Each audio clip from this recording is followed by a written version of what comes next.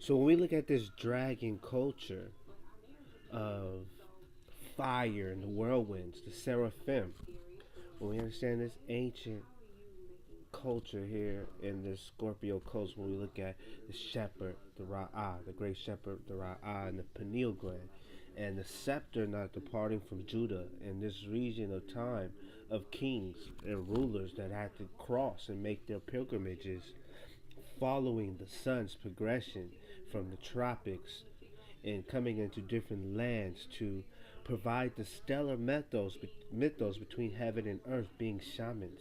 So when we see this universal culture of establishing elements, these particles between heaven and earth, and their uses to possess fire, to create fire, and their teachings to cultivate culture, we have to understand that locations and regions of dwelling in these subtropics and tropical regions, advanced cultures of those that live north, that were encamped in this polar circle or this ice circle, that would need to migrate south during the times of the fall and the winter when the sun was in this progression in the southern tropics of the Tropic of Capricorn during this time. So the need to know fire and the possession of fire and the teachings of fire, when we look at the troglodyte culture and this knowledge of the caveman of receiving fire and how it cultivated the areas of Europe, we have to understand why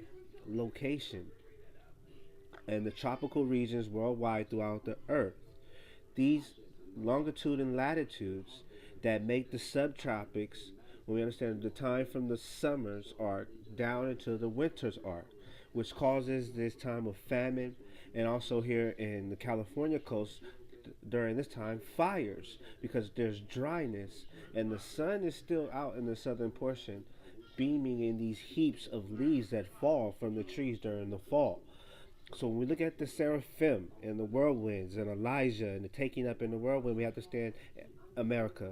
So, Amaraka, America, the name, the land of the immortals, the land of the wise serpents. The title Amaraka is derived from the Kichi Lemurian word Amaru. Also, what you must understand when looking at the name Amaraka, excuse me, nigga. To cross over, what did they cross over? The Hebrews before the Israelites. Amaraka. Here live in Emeryville, understand Amorite. So when you look at Emeryville, Emery, the mother, Ame, Amar, America, the hidden. We understand why Narma's palette, why the ship sign was Ma. We understand that the river god, the god of the seas, is Yam, Yami, Mammy.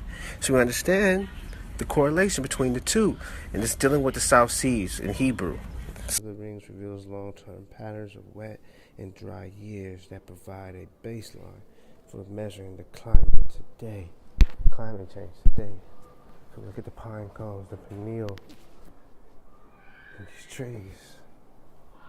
Major impacts that the black people have made to the Americas, not only before Columbus was born, but before even Spain or Italy existed. That's the kind of roots that are in this country.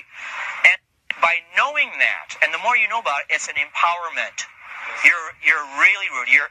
You have got a heritage which is more than slavery. Sure, there was slavery, but that's not all.